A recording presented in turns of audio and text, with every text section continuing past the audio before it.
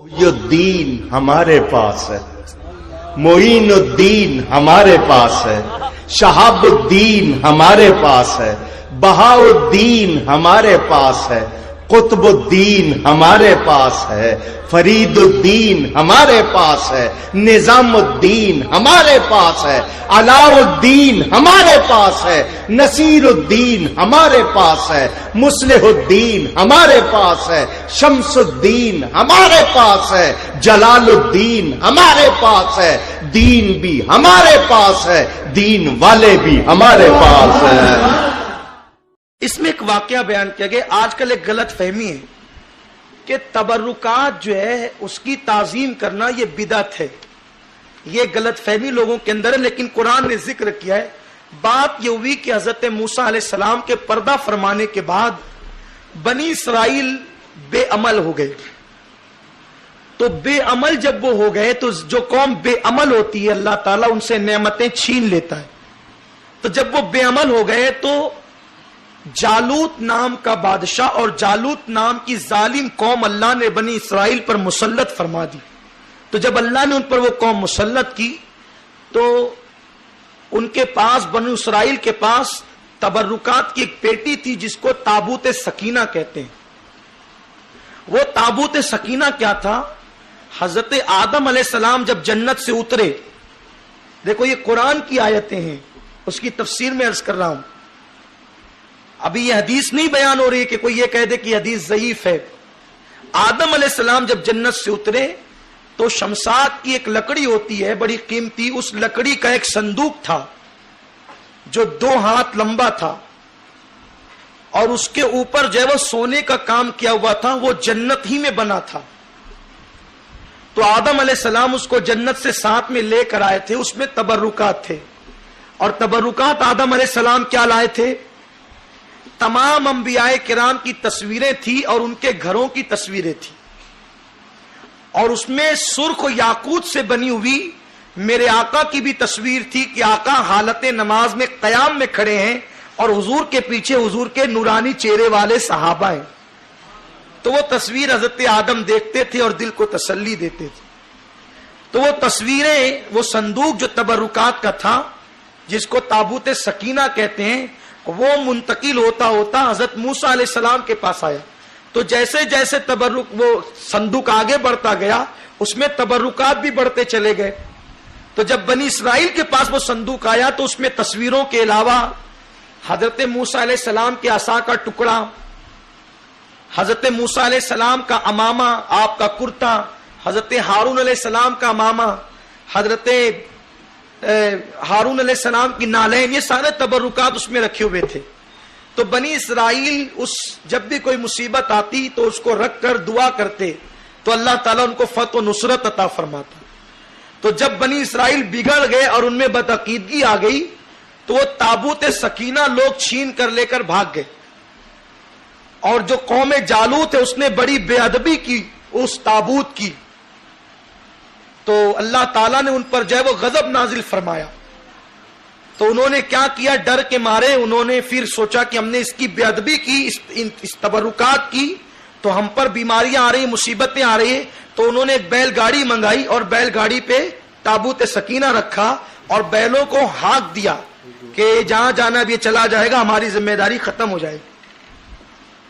تو اب ادھر بنی اسرائیل کا حال یہ تھا کہ بنی اسرائیل عاجز آ گئے تھے جالوت کے ظلم سے۔ تو انہوں نے اس زمانے کے نبی سے کہا کہ آپ ایک کام کریں کہ ہم پر کوئی حاکم مسلط کریں، ہم پر کوئی حاکم جو ہے وہ مقرر کریں تاکہ ہم جالوت سے جنگ کریں۔ تو اس زمانے کے پیغمبر نے طالوت نام کے ایک نیک آدمی تھے، ان کو مقرر کیا، بڑے خوبصورت اور وجیح تھے وہ، لیکن تھے غریب۔ تو بنی اسرائیل کی عادت ہے وہ حیل و حجت بہت کرتی ہے، تو کہا یہ کیوں، ہم ان کو کیوں بڑا مانے، یہ تو مالدار بھی نہیں ہے۔ تو آپ نے کہا بھئی مالداری کی بات نہیں ہے، لڑنے کے لیے بہادر چاہیے تو ہم بہادر دے رہے ہیں آپ کو۔ تو کہا نہیں کوئی اور چن کر دیں۔ تو کہا ٹھیک ہے ایک کام کرو، کچھ تم صلح کا ذہن رکھو، کچھ تم ماننے کی بات رکھو۔ کہا ٹھیک ہے ہم ان کو مان لیں گے لیکن اللہ کی کوئی نشانی آنی چاہیے۔ تو اس نبی نے کہا ٹھیک ہے نشانی اللہ کی آ جائے گی۔ اور پھر انہوں نے دعا کی اللہ کوئی نشانی بھیج دے تاکہ طالوت کو امیر ماننے پر سب متفق ہو جائیں. تو ابھی یہ دعا ہی ہو رہی تھی کہ وہ بیل گاڑی آ گئی اور اس میں تابوت سکینہ آ گیا. اب بنی اسرائیل خوش ہو گئے کہ جب تابوت سکینہ آ گیا تب ہماری فتح جو ہے وہ مقدر ہو گئی. اور انہوں نے اس کو سامنے رکھ کر المختصر دعا کی تو تابوت سکینہ کی برکت سے اللہ نے ان کو فتح و نصرت عطا فرمائی. اور جو جالوت بادشاہ تھا اعلان کیا اس زمانے کے پیغمبر نے کہ جو اس کا سر کاٹ دے گا اس کو بہت سا انعام دیا جائے گا. تو اس میں جناب داؤد علیہ السلام جو ابھی بحیثیت نبی پہچانے نہیں گئے تھے آپ نے اس کا سر جو ہے وہ قلم کیا اور نتیجتاً آپ کو بہت سا انعام عطا کیا گیا اور پھر اللہ نے ان کو بادشاہت بھی عطا فرمائی. تو تابوت سکینہ کا ذکر قرآن میں کیا گیا. بس میں اتنی عرض کر دوں مختصراً ایک آپ کو دعوت فکر دے کر کہ ہمارے نبی کے منہ مبارک پر اعتراض، خلدآباد کے پیرہن پر اعتراض، غوث پاک کے جبے پر اعتراض، یہ کیا تبرک لگا کر رکھا ہے، نماز پڑھ کر دعا کرو. ارے ہم کہتے ہیں نادان، اگر قرآن پر ایمان لا کر کوئی مسلمان ہوتا ہے تو قرآن نے تابوت سکینہ کا ذکر کیا. ارے اگر موسیٰ کی نالین کے وسیلے سے دعا کی جائے تو انسان جنگ جیت جاتا ہے. موسیٰ ہے. اگر مصطفیٰ جان رحمت کے منہ مبارک کے وسیلے سے دعا کی جائے ہماری مصیبتیں دور کیوں نہیں ہو سکتی؟ ہارون علیہ السلام کا جبہ جب مصیبتوں سے نجات کا ذریعہ بن سکتا ہے تو میرے نبی کا پیرہن مصیبتوں سے نجات کا ذریعہ کیوں نہیں بن سکتا؟ اور تم کہتے ہو تبرکات کی کوئی حیثیت نہیں، تو اب لڑو ہم سے نہیں. تبرکات کی فضیلت ہم نے بیان نہیں کی، قرآن میں پہلے اللہ نے بیان کی، ہم نے تو قرآن پڑھ کر کے بیان کیا ہے. تو پتا چلا کہ تبرکات اہم ہے، اس کو قرآن بیان کرتا ہے اور یہ بھی قرآن میں موجود ہے. اگر آپ کو اعتماد نہیں ہوتا تو رکوع نمبر 15 دوسرے پارے کی رکوع نمبر 15 میں آپ پورا پڑھ سکتے ہیں. اس میں اللہ نے تابوت سکینہ کا ذکر کیا ہے. اللہ تعالی ہمیں نبیوں کے ولیوں کے تبرکات کی تعظیم کی توفیق عطا فرمائے اور اللہ تعالی تبرکات کی برکتوں سے ہمیں مالا مال فرمائے. سیدنا جنید بغدادی ہی کے وہ دور کا ایک واقعہ ہے. آپ کے پاس ایک چڑیا تھی،